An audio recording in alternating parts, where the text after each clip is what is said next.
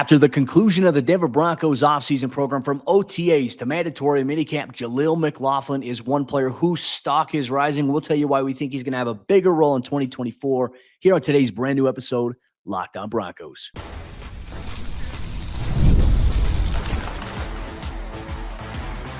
You are Locked On Broncos, your daily Denver Broncos podcast, part of the Locked On Podcast Network, your team every day. What's up, Broncos Country? Welcome into another episode of Locked On Broncos, your daily Denver Broncos podcast, part of the Locked On Podcast Network, your team every day. Thank you so much to all the everydayers out there in Broncos Country for tuning in, making us your first listen of the day every single day. Just a reminder, Broncos Country, you can get this podcast every single day, all year long, for the best objective Broncos news, content coverage, analysis, more. You can get us for free on YouTube or wherever you get your podcast. So make sure, if you haven't done so already, you smash that subscribe or that follow button so you never miss out on what's going on with your favorite team. I'm Cody Roark, Broncos reporter for Mile High Sports. I cover the team daily in person in Dove Valley, and joined alongside, as always, by my good friend, Sayre Bedinger. He's been a longtime voice in the Broncos community as the site expert over there at predominantlyorange.com. Check out his written work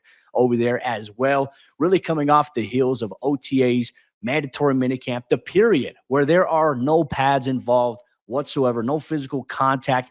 You get a lot in terms of watching these guys get on-field reps at their positions, and certainly the overall value of having pads definitely weighs a little bit more for certain positions than maybe some other positions that we have had the chance to watch so far throughout the entire offseason program.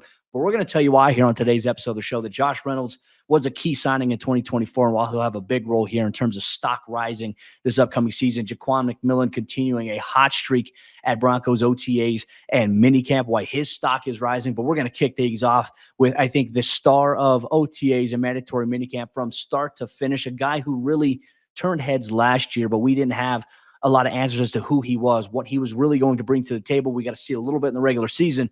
Jaleel McLaughlin, Sayre, really out of everybody, I think collectively from start to finish, Jaleel McLaughlin was the best overall player, in my opinion at least, at mandatory minicamp and OTAs. McMillan, obviously on the defensive side of the ball, I'll give him his credit there. But let's start off with Jaleel. Obviously the flash, the blur there. I mean, he put on a little bit of muscle. He looks a little bit bigger, and he's hoping to do a little bit more. And the one thing I like about him is he's demanding, and he's asking for Sean Payton to put more on his plate. Well, I think last year he received over 100 touches already. So the plate is, I suppose you could call it portion control as of his rookie season, right? But I'm not saying he's going to the all-you-can-eat buffet in year 2, but I could see at least 10 touches per game based on kind of the way you've talked about him, the fact that he's getting a little bigger, looks a little faster out there, which I think could be, maybe he is physically getting faster. He's able to literally run faster, but also I think, part of that is the mental aspect of the game, being able to play the game faster. There's a huge difference with guys that we see who they can run a fast 40-yard dash. Can they play the game of football really fast? I think Jaleel is more so along the latter, right? I mean, you could tell me if I'm wrong in that, but I feel like that's where he really is an asset to this team, is that he's such an instinctive player and an instinctive runner. And it's why you heard TV commentators last year talking about how, man, this guy, he just doesn't take a lot of big hits. Even though he's a small guy, he knows how to avoid contact. He's elusive in the open field. He is very fast and he's quick, which those are two different things. Quickness, agility in short areas, burst, speed in short areas, and that long speed to hit the home run. He's kind of the total package when it comes to the offensive home run hitter in today's NFL. We don't necessarily expect him to take on 250, 300 touches, but 170, maybe even up to 200, Cody, depending on how his body does with that kind of a workload, I think is a pretty realistic expectation after what we've been hearing this offseason. And I think it's about finding balance too, right? Because I think a little bit last year when Jaleel was out there on the field, probably at the midway point of the season, right? We saw the trends up and down. I think at the beginning of the year, he looked like the best running back. Midway point, he kind of had a little bit of a drop-off. We saw a little bit of Javonte emerge, but then toward the end of the season, it was really Samaje Perine. Like, they each had stints where it's like, all right, hey, this is the best back on the team right now for this given moment based on production. Jaleel's work ethic is unmatched. Look, he's in the building every single day at 5:15 a.m. He's getting a lot of work in. He's getting his workouts done, and then he's just maintaining, like, his weight, his diet. Like, he's very, very disciplined in nature in terms of what he's doing in terms of his preparation. But, I think, a lot of the comments too, because I've also posted about this on Twitter and on Threads, and people have said, well, the pads aren't on yet. And look, we understand that the pads aren't on. But what can you read from when the pads aren't on that maybe can apply to when the pads do come on? The thing I see with Jalil that stands out to me the most here, Sayre, I think outside of screens involved in the Broncos offense, I think you're seeing a concerted effort by Sean Payton to throw him the football, to throw other running backs the football out of the backfield on flat routes, on angle routes, just running different routes, like getting them involved as receivers versus like, hey, you're going to line up in the backfield, run a route, we're going to throw it to you. Sometimes it's, hey, we're going to move you, we're going to motion to empty, you're going to run a route, and we're going to try to get the football to you. But on top of that, when we're talking about running the football, which the Broncos were so up and down and sometimes inconsistent last season, Jalil, in my opinion, from what I have seen, appears to have the better vision of all the backs on this Broncos roster right now. And that is important in today's NFL, right? Because if you're running, let's say, outside zone, or you're running a toss play, you're really trying to figure out, okay, if my goal here is to try to get to the outside, especially if it's an outside zone or a toss play, I need to understand where my angle is to cut back, because if I just keep running towards the sideline, the defense is going to take 45-degree angles in terms of pursuit. They're going to float them out there. Now, obviously, there's a lot of other factors that go into it. But if there's a chance to cut back inside, once you extend it out wide a little bit, then you can get vertical. Then you can get downfield for big, massive gains. Jalil is running with authority. And granted, we need to see what it looks like when the pads come on. But I think Broncos country, what did we see from him last year when the pads came on? He was doing the same things he's doing right now, a little bit flashier right now than he was last year. And he even said it at the home run derby that he appeared at earlier this week, that he felt like he didn't know everything going into it. That a lot of it, like, he left a lot out on the field that he wants to be better at this upcoming season. He's got a great mentality. But the things that we've seen from Jalil certainly, I think, give room to say, like, hey, yeah, we can trust what we're seeing even without the pads here. And that continuity in the offensive scheme once again comes into play a little bit, doesn't it? I mean, he's out there able to just play and not necessarily have to be thinking all the time. Like you said, he was kind of doing last year, and he admitted that. Like, you leave a lot of stuff out there when you're kind of overthinking things, or when you maybe, things don't exactly go according to plan. I really like that Sean Payton has a number of times. I'm not saying Jaleel McLaughlin is Alvin Kamara. Don't hear that in this, everybody. But Sean said that when they drafted Kamara, they envisioned a joker role for him. And when they got him to his first preseason game, they said he took a handoff off the tackle and took it 52 yards to the house. That's when they started kind of saying, we need to get this guy more involved in the running game. And I think Jalil is maybe a similar path, not necessarily stylistically or in terms of size and things like that, but he can do a lot of those same things. He can catch a lot of passes. He can run the ball off tackle. Heck, he can run in between the tackles, depending on the situation. So I just think that there is more that the team can give him. And I feel like he's earning that trust of the coaching staff, which is really nice to hear and see. It's evident that the coaching staff has a lot of trust in him right now. And not to say that there's the coaches, it appears that there's not an amount of trust with other running backs. I honestly felt like, to be honest with you, Sayre, that the Broncos running back group did a really good job in OTAs and mandatory minicamp. And Javonte, had some days where it's like, he looks like he's still trying to find his footing underneath him a little bit. Then there's days where he broke off, like a couple of days ago. I think first day of mandatory minicamp, he had an inside run where he went untouched for about 15, 18 yards. And it's like, all right, like I'm not as worried. I'm not as concerned because we haven't seen as much in OTAs and minicamp in comparison to other guys. You're seeing Blake Watson get more involved. Jalil is a guy who's hungry for more of a role on this team. He wants to do even more than he did last year. He's putting in the work to do so. We'll see if Sean Payton can hand him a little bit more in terms of his plate instead of portion control. Just give him a full-on meal as we go forward here, and let's see what he can do with that type of sample size here. But Broncos country, we continue our three players really whose stock rose the most during OTAs and mandatory minicamp. We talked about Jaleel McLaughlin. Jaquan McMillan was another name that stood out in a massive way. I had a chance to talk with him after the final day of mandatory minicamp practice, but we're going to highlight why Jaquan could be in a very, very big position before training camp to have a bigger role this upcoming season. We'll break that down and much more here on today's brand new episode, Locked on Broncos. Broncos country, today's episode, Locked on Broncos, is brought to you by our friends over there at eBay Motors. Passion, drive, and patience. The formula for winning championships is also what keeps your ride or die alive. eBay Motors has everything that you need to maintain your vehicle and level it up to peak performance. Superchargers, roof racks, LED headlights, exhaust kits, and much more. Whether you're into speed, power, or style, eBay Motors, they've got you covered. With over 122 million parts for your number one ride or die, you'll always find exactly what you're looking for. And with eBay Guaranteed Fit, your part is guaranteed to fit your ride every time or your money back. Because with eBay Motors, you're burning rubber, not cash. With all the parts that you need at the prices that you want, it's easy to make your car the MVP and bring home huge wins. Keep your ride or die alive at ebaymotors.com. Once again, that's ebaymotors.com. Eligible items only. Exclusions apply. eBay Guaranteed Fit only available to U.S. customers.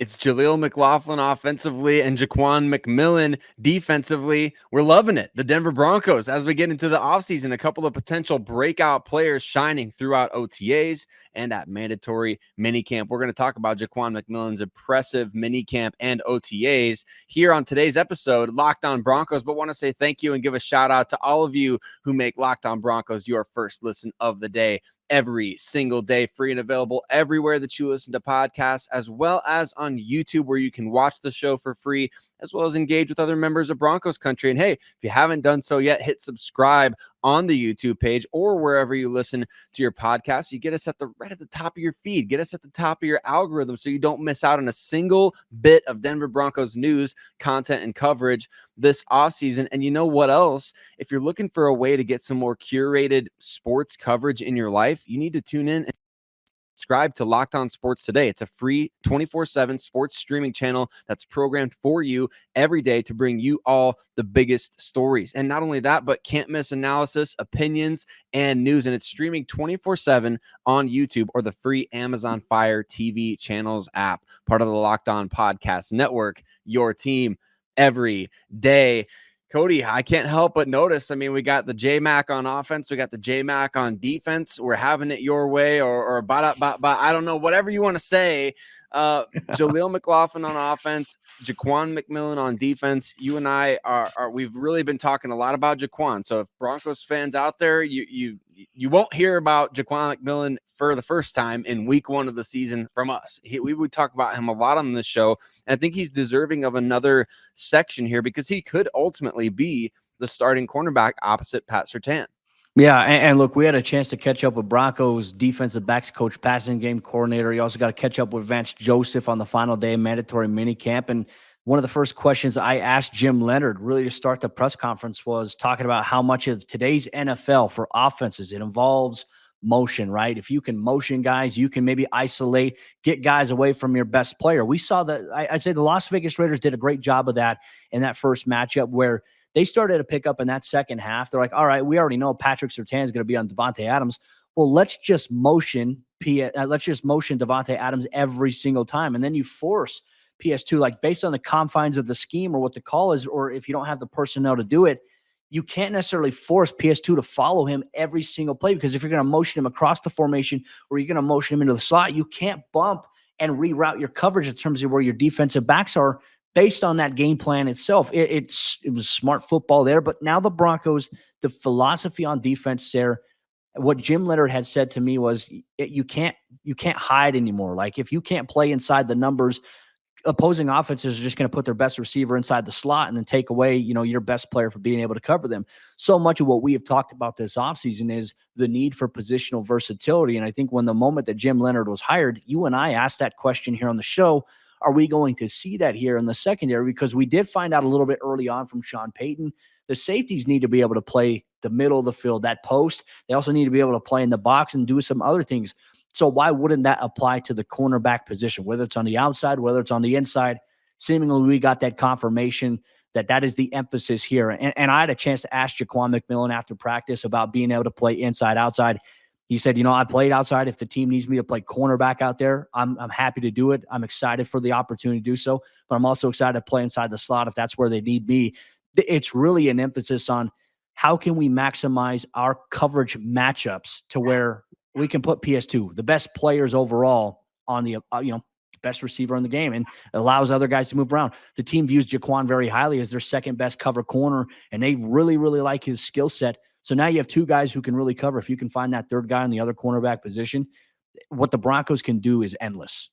Yeah, it gives you so many options, and it gives a lot of guys opportunities to play as well. I know that a lot of times it gets boiled down to like, man, how is this guy going to rebound? Like, let's say, for instance, with Damari Mathis, who Sean Payton said has had a really good offseason. And we're also hoping that Riley Moss is going to be able to take a step forward. And well, we know they had a 3rd round grade on Chris Abrams Drain. And so he's not just a 5th round pick. He's somebody the team really has, thinks highly of.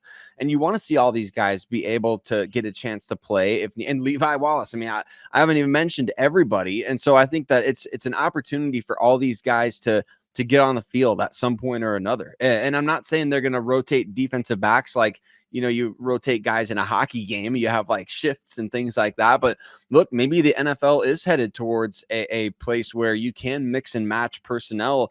I don't know necessarily the flow of a game, like how that all works and things like that. We know like Vic Fangio didn't like to take guys out of he wanted the best 11 guys out there at all times, and he didn't like to take guys off the field. Is it a different philosophy now? Like, are you maybe noticing that? Do you think that could work? Like, I think it's worth spitballing because you want your best guys. You want the best 11 out there. But we talk about the edge position and rotating guys and bringing a fresh wave of pass rush and defensive line. You got to be able to bring, you have to have depth on the defensive front. Is the secondary maybe now trending towards something similar where it's like, hey, we feel like we can throw these matchups out there and it's going to confuse the offense. It's going to confuse, like they think that they have this personnel matchup. And then all of a sudden during a game, now they don't. Yeah, no, I think that there's a really distinct possibility that I think the philosophy for Denver defensively, and this is just my assumption, right? Just from based on watching things, far too often in today's NFL, we see offensive coordinators dictate what the defense can do in terms of who they match up with, how they match up. I think the best way to counteract that in today's NFL, despite all the limitations and rules and contact the defenders simply can't have that favors the offensive side of the ball, I think you have to embrace the positional versatility to be able to do that, right? So what am I meaning by that? Okay, I think if you're playing a pass-heavy team that has a wide variety of different receivers, which I think we can maybe go week one, that matchup against the Seattle Seahawks, I think that Seattle can obviously run the ball well. But I think you look at DK Metcalf, you look at Tyler Lockett, you look at a lot of the other guys that they have on that roster at the wide receiver position, it's like they can kind of cut you up a multitude of ways, right? So you need to be able to find balance.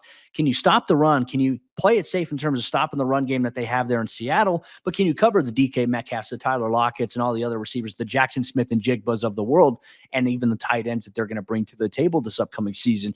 It's about, I think, identifying, okay, where can we have the most success, right? If that's heavy personnel in terms of nickel and dime, like we're going to need more defensive backs this game to play a bigger role, you can see that. But can you maybe maximize how you move guys around? Like if Patrick Surtain's going to line up in the slot several times a game based on who moves there or things like that, and you trust Jaquan on the outside if he's that guy, or you trust Riley Moss or Damari Mathis or Levi Wallace, can you bring in a guy like J.L. Skinner if you also still want to preserve against the run, right? To me, I think these are things that we're going to see them do.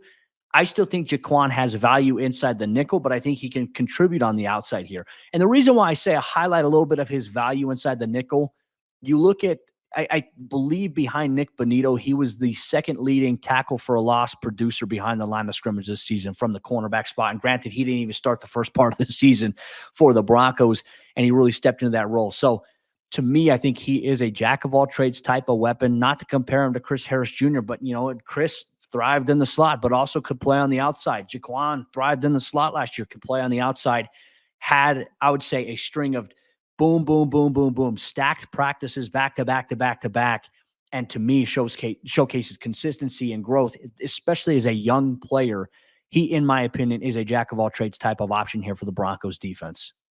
And you can see that confidence is transitioning over from year to year. I know that like momentum year to year is often overrated, when it comes to team success or player success and things like that. But I think you can tell that the confidence that he built last year has really, I guess, fortified the way that he's approached the offseason. Like to believe after the way that he played last season that, yeah, I can come in and I can play the slot. I could play on the outside. I can do whatever you want. What do you need? Who do you need me to guard? Who do you need? He's like a scrappy defender in the NBA. That's like, I don't care if I have to guard the center as the point guard. Like, I'm going to do it, whatever you need me to do. And I'm going to do a good job at it. I'm just going to adjust, so that confidence, you can feel it coming off of him, and the way that, you're hearing about the way that he's practicing, the way that he's, chatting with you after practice and kind of just, giving you the vibe of how he's approaching things from a business standpoint. I just think that confidence is carrying over for him, and it's going to be infectious in that defensive backfield. When a guy like that is playing well,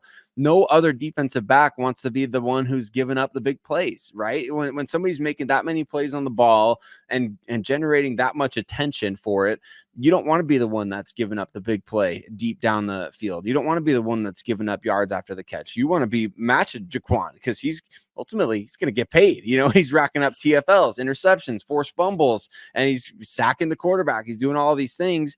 Everybody else is going to feed off that. And I think that energy is huge in terms of upgrading this. The Denver Broncos defense as a whole desperately needed upgrading this offseason, right? I think Jaquan's attitude and mentality is going to be a huge asset in terms of doing exactly that. Well, in terms of another asset that the Broncos acquired, in terms of our belief, Josh Reynolds was another player who stood out from OTAs throughout minicamp. We'll highlight him as why he is a rising player in terms of stock up after the offseason program. We'll get to that here on today's episode, Locked On Broncos.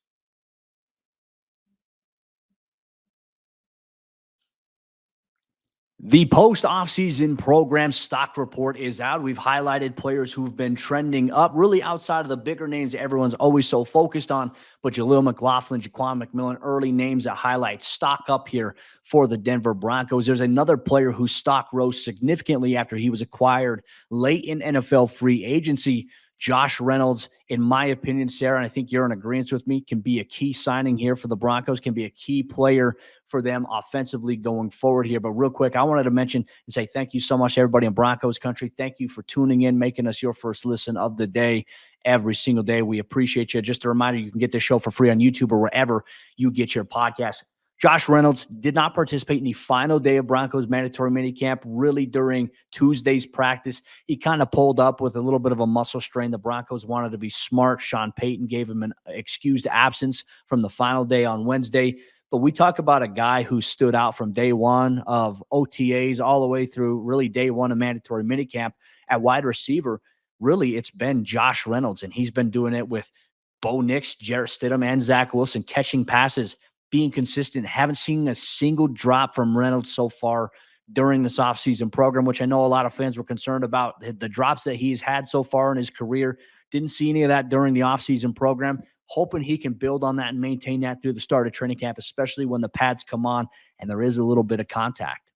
Absolutely. We've talked about this on the show, the Broncos' need for depth at the receiver position, the need for guys that could actually come in and produce. I think that for the longest time now, we've been kind of waiting for breakouts from guys, from Jerry Jeudy, from KJ Hamler, from, Courtland Sutton, and all these different sorts of guys. And even if you get a breakout in a way, which I think we kind of did from Jerry in 2022 and Courtland Sutton all the way back in 2019, you get a breakout from these guys, and then it's not able to be sustained for whatever reason. And so it's almost like getting Josh Reynolds is going to feel like a gift from the football gods to the Denver Broncos because of the fact that he's experienced. He's somebody who, if you watch a lot of baseball like I do, and your team struggles in the lineup, you don't have a lot of guys that can hit for average or power or things like that. You finally get somebody who can get on base a lot.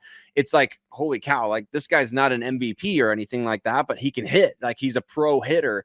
Like Josh Reynolds is a pro receiver, if I can put it that way. The Broncos have had a lot of guys who have scraped and clawed their way very respectably from undrafted free agent into NFL contributor. But let's be honest here. And I mean this with all due respect to the guy because he deserves it. But We had Kendall Hinton playing a lot of snaps for this team at the wide receiver position not that long ago. And you've had other undrafted guys that have come up and have had to play and dress. You had Philip Dorsett dressing last year. Just a couple of years ago, there was the guy from the Seahawks. I can't even remember his name at this point, who they signed just out of nowhere, so there's been a lot of these guys that are coming in, a lot of undrafted guys.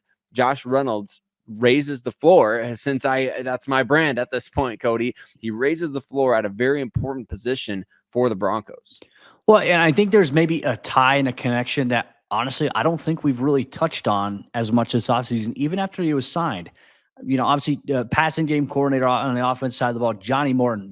Players call him Coach Johnny Mo. He was in Detroit with Josh Reynolds when Josh was there, if I'm not mistaken. So he knows what Josh can do. And when we watch the quarterbacks throw into receivers in terms of routes on air, Johnny Mo is attention to detail on breaks, making sure that they're cutting it at the right angle, at the right landmarks. Like landmarks, I think, have been highly emphasized more this offseason. And I think part of it struggled a little bit last year because, and this isn't just a Russell Wilson thing, but I think because of Russ's play style, like, okay, hey, there is pressure. Like we know Russ is his best when he's on the run, making plays with his legs, throwing on the run, like scrambling, evading sacks, evading pressure to make plays happen. So your landmarks aren't always going to be there, especially when you're not getting the ball to your hands as quick as maybe it should. I think the emphasis on the quick passing game has been more evident here.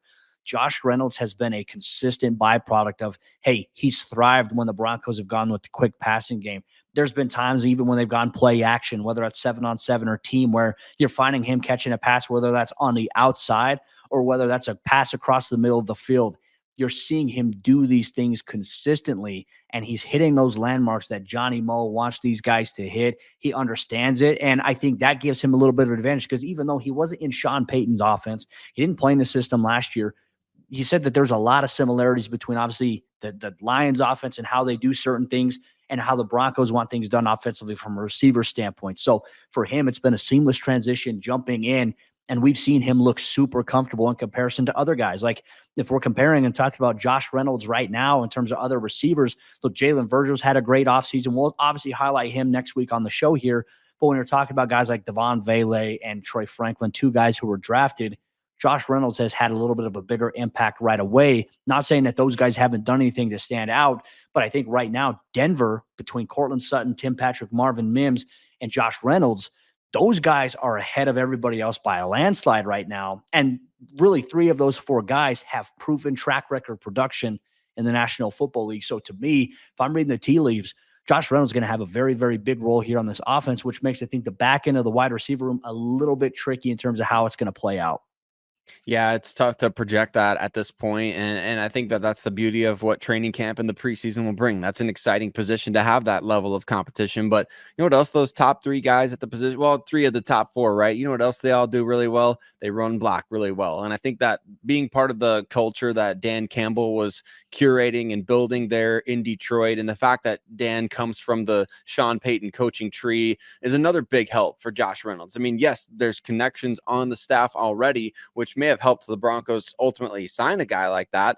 And knowing the culture and what's expected is another big deal. You know, when you have somebody who's coming in from a different team and they do things, I know Dan doesn't do probably the exact same thing Sean Payton does, but I bet you there's a lot of carryover. I bet you there's a lot of principles that, you know, he played for, you know, Sean for in Dallas and things like that. And so in New York as well, if memory serves me correctly. So I think that there's aspects of it that are deeply rooted that are going to help Josh Reynolds is ultimately what I'm trying to say. That culture that is instilled in him from Detroit, and the Broncos bringing in a lot of guys that, you know, through free agency have been winners. And that's a huge deal for a team that largely hasn't won. You know, last offseason, you bring in McGlinchey from the Niners and Ben Powers from the Ravens. And, you know, Reynolds and the Lions are now, unfortunately, an example for the Denver Broncos to follow. So I think it's great for him. It's great for the team. It's great for the teammates. How many times in the last few years have we seen receivers running into each other on routes that are downfield?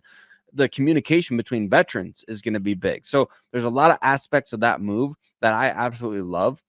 I think Josh Reynolds is going to be a major asset to this team. I've been very impressed with him and the players that we've talked about so far in terms of stock up from OTAs and mandatory minicamp here. for the Denver Broncos. And look, Broncos Country, as always, we appreciate your feedback. What did you think of today's episode of the show? Your thoughts on Jaleel McLaughlin? Do you want to see him have a larger role? What about Jaquan McMillan? How do you see him fitting in, and what plans do you want him to do, or do you have for him on the defensive side of the ball if it were up to you? And your thoughts on Josh Reynolds. I think once fans are able to attend training camp here, you're going to see number 11. You're going to say, okay, that's what Cody and Sayre were talking about here on the show. I want you all to these are things that we want you to pay attention to when you do plan out to come out to training camp in July to watch practices. And if you're going to some preseason games, some things to keep an eye on here.